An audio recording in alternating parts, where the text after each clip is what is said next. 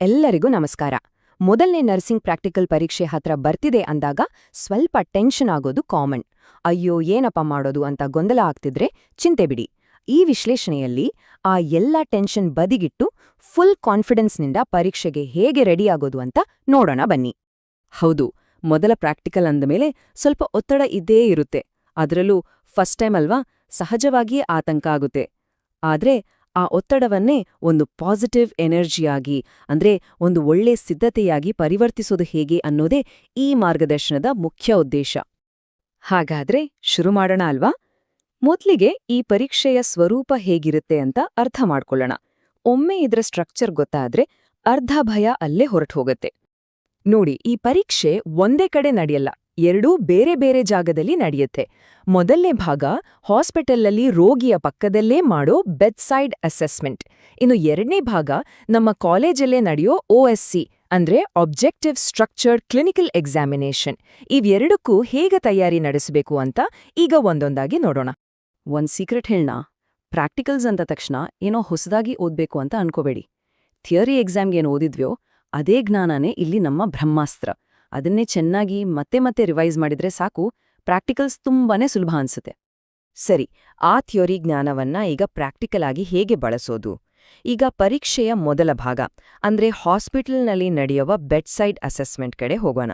ಇಲ್ಲಿ ರೋಗಿಯ ಜೊತೆಗಿನ ಮಾತುಕತೆ ಮತ್ತು ಅವರನ್ನ ಪರೀಕ್ಷೆ ಮಾಡೋದೇ ಬಹಳ ಮುಖ್ಯ. ಈ ಬೆಡ್ಸೈಡ್ ಅಸೆಸ್ಮೆಂಟ್ಗೆ ಒಂದು ಸಿಂಪಲ್ ಫಾರ್ಮುಲಾ ಇದೆ. ಈ 4 ಸ್ಟೆಪ್ಸ್ ನೆನಪಿಟ್ಕೊಂಡ್ರೆ ಆಯಿತು. ಮೊದಲು ರೋಗಿಯ ಹಿಸ್ಟ್ರಿ ಕೇಳಿ ತಿಳ್ಕೋಬೇಕು. ಆಮೇಲೆ ಅವರನ್ನ ದೈಹಿಕವಾಗಿ ಪರೀಕ್ಷೆ ಮಾಡಬೇಕು. ಮೂರನೇದಾಗಿ ಸಮಸ್ಯೆಯನ್ನ ಗುರುತಿಸಬೇಕು, ಅಂದ್ರೆ ನರ್ಸಿಂಗ್ ಡಯಾಗ್ನೋಸಿಸ್ ಮಾಡಬೇಕು. ಕೊನೆಯದಾಗಿ ಅದಕ್ಕೊಂದು ಕೇರ್ ಪ್ಲಾನ್ ರೆಡಿ ಮಾಡಬೇಕು. ಅಷ್ಟೇ, ಹಿಸ್ಟ್ರಿ, ಎಕ್ಸಾಮಿನೇಷನ್, ಡಯಾಗ್ನೋಸಿಸ್ ಮತ್ತು ಪ್ಲಾನ್. ಸಿಂಪಲ್ ಅಲ್ವಾ? ಇಲ್ಲಿ ಒಂದು ಬಹಳ ಇಂಪಾರ್ಟೆಂಟ್ ವಿಷಯ ಇದೆ. ಅದೇನಂದ್ರೆ ನರ್ಸಿಂಗ್ ಡಯಾಗ್ನೋಸಿಸ್ ಮತ್ತು ಮೆಡಿಕಲ್ ಡಯಾಗ್ನೋಸಿಸ್ ನಡುವಿನ ವ್ಯತ್ಯಾಸ. ಇದು ಸಾಮಾನ್ಯವಾಗಿ ಗೊಂದಲ ಉಂಟು ಮಾಡುತ್ತೆ. ಸಿಂಪಲ್ ಆಗಿ ಹೇಳೋದಾದ್ರೆ ಮೆಡಿಕಲ್ ಡಯಾಗ್ನೋಸಿಸ್ ಅಂದ್ರೆ ರೋಗದ ಹೆಸರು, ಉದಾಹರಣೆಗೆ ಡಯಾಬಿಟೀಸ್.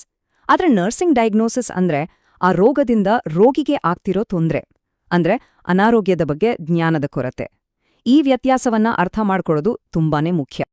ಬೆಡ್ ಸೈಡ್ ಪ್ರೊಸೆಸ್ ಮುಗಿದ ನಂತರ ನೇರವಾಗಿ ಪರೀಕ್ಷಕರನ್ನ ಎದುರಿಸುವ ಸಮಯ.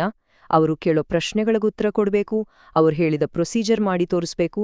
ಈಗ ಆ ಹಂತದಲ್ಲಿ ಏನ್ ನಡೀತೆ ಅಂತ ನೋಡೋಣ. ಪರೀಕ್ಷಕರು ಹೆಚ್ಚಾಗಿ ಬೇಸಿಕ್ ನಾಲೆಜ್ ಚೆಕ್ ಮಾಡ್ತಾರೆ. ಉದಾಹರಣೆಗೆ IV ಫ್ಲೂಯಿಡ್ಸ್ ಎಷ್ಟು ಥರ ಇದೆ, ಡ್ರಗ್ ಕ್ಯಾಲ್ಕ್ಯುಲೇಷನ್ ಫಾರ್ಮ್ಯುಲಾ ಹೇಳಿ, ಅಥವಾ ಅಸೈನ್ ಆಗಿರೋ ಪೇಷಂಟ್ಗೆ ಇರೋ ಡಯಾಗ್ನೋಸಿಸ್ ಏನು ಅಂತ ಖಂಡಿತ ಕೇಳಬಹುದು. ಹಾಗೆ ನರ್ಸಿಂಗ್ ಅಂದ್ರೇನು, ಅದರ ಕೋಡ್ ಆಫ್ ಎಥಿಕ್ಸ್ ಏನು ಅಂತ ಕೇಳಿದ್ರೂ ಆಶ್ಚರ್ಯ ಇಲ್ಲ. ಇದಕ್ಕೆಲ್ಲ ಉತ್ತರ ರೆಡಿ ಇರಬೇಕು. ಈಗ ಒಂದು ವಿಷಯದ ಬಗ್ಗೆ ಮಾತಾಡೋಣ. ಇದನ್ನ ಯಾವತ್ತೂ ಯಾವುದೇ ಕಾರಣಕ್ಕೂ ಮರೆಯಲೇಬಾರದು. ಔಷಧಿ ಕೊಡುವಾಗ ಪಾಲಿಸಲೇಬೇಕಾದ ಒಂದು ಗೋಲ್ಡನ್ ರೂಲ್ ಇದೆ.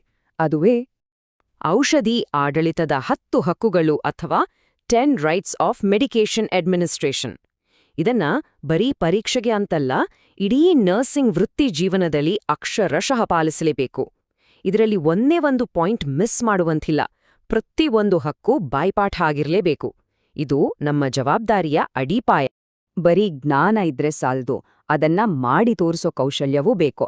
ಪರೀಕ್ಷಕರು ಯಾವುದೇ ಕ್ಷಣದಲ್ಲಿ ಸರಿ ವೈಟಲ್ಸ್ ಚೆಕ್ ಮಾಡಿ ಅನ್ಬಹುದು, ಅಥವಾ ಈ ಬೆಡ್ ಅನ್ನ ನೀಟಾಗಿ ಮಾಡಿ ಅಂತಾನೂ ಹೇಳ್ಬಹುದು. ಹಾಗಾಗಿ ಈ ಬೇಸಿಕ್ ಪ್ರೊಸೀಜರ್ಗಳನ್ನ ಚೆನ್ನಾಗಿ ಪ್ರಾಕ್ಟೀಸ್ ಮಾಡಿರ್ಬೇಕು. ಕೈಗಳು ಸರಾಗವಾಗಿ ಕೆಲಸ ಮಾಡಬೇಕು. ಬೆಡ್ ಸೈಡ್ ಆಯ್ತು, ವೈವಾ ಆಯ್ತು. ಈಗ ಪ್ರಾಕ್ಟಿಕಲ್ಸ್ನ 2ನೇ ಮತ್ತು ಅಷ್ಟೇ ಇಂಪಾರ್ಟೆಂಟ್ ಆಗಿರೋ ಭಾಗ ಅಂದ್ರೆ OCSC ಕಡೆ ಗಮನ ಕೊಡೋಣ. OCSC ಅಂದ್ರೆ objective structured clinical examination. OCE ಬಗ್ಗೆ ಒಂದು ಮಾತು ಚೆನ್ನಾಗಿ ನೆನ್ಪಿಟ್ಕೊಳ್ಬೇಕು. ಇಲ್ಲಿ ನಿಖರತೆನೇ ಎಲ್ಲ. ಪ್ರತಿಯೊಂದು ಸಣ್ಣ ಸ್ಟೆಪ್ಗೂ ಮಾರ್ಕ್ಸ್ ಇರುತ್ತೆ. ಒಂದು ವೇಳೆ ಒಂದು ಸ್ಟೆಪ್ ಮರೆತೋದ್ರೆ ಅಥವಾ ತಪ್ಪಾಗಿ ಮಾಡಿದ್ರೆ ಆ ಸ್ಟೆಪ್ಗೆ ಸಿಗೋ ಮಾರ್ಕ್ಸ್ 0. ಹಾಗಾಗಿ ಪ್ರತಿಯೊಂದು ಹಂತವನ್ನು ತುಂಬಾನೇ ಎಚ್ಚರಿಕೆಯಿಂದ ಮಾಡಬೇಕಾಗುತ್ತೆ. ಈ ಪರೀಕ್ಷೆ ನಡೆಯೋದು ಒಬ್ಬ ಎಕ್ಸ್ಟರ್ನಲ್ ಎಕ್ಸಾಮಿನರ್ ಎದುರು. ಇಲ್ಲಿ ಒಂದು ಪ್ರೊಸೀಜರ್ ಕೊಟ್ಟು ಅದನ್ನ ಸರಿಯಾದ ಕ್ರಮದಲ್ಲಿ ಒಂದು ಸ್ಟೆಪ್ ಬಿಡದೆ ಮಾಡಿ ತೋರಿಸಿ ಅಂತ ಹೇಳ್ತಾರೆ. ಈ ಹಂತದಲ್ಲಿ ನಮ್ಮ ಸಹಾಯಕ್ಕೆ ಬರೋದು ನಾವು ಮಾಡಿರೋ ಪ್ರಾಕ್ಟೀಸ್ ಮಾತ್ರ.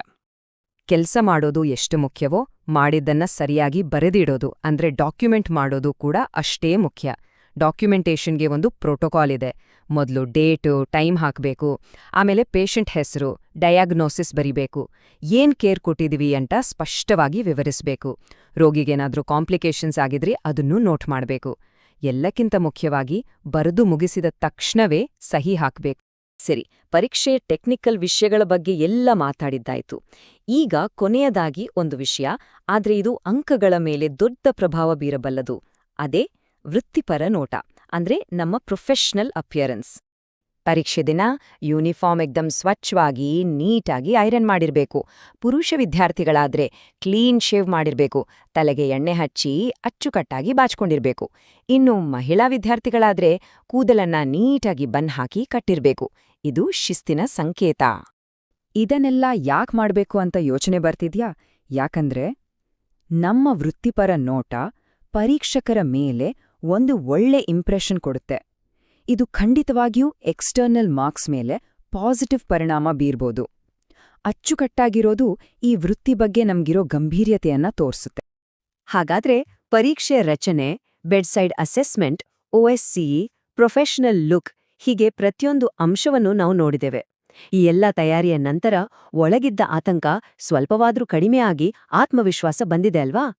ಈಗ ಹೇಳಿ, ಮೊದಲ ಪ್ರಾಕ್ಟಿಕಲ್ ಪರೀಕ್ಷೆಯನ್ನ ಎದುರಿಸಲು ಸಿದ್ಧತೆ ಪೂರ್ಣವಾದಾಗ ತಾನೇ? ಎಲ್ಲರಿಗೂ ಆಲ್ ದ ಬೆಸ್ಟ್.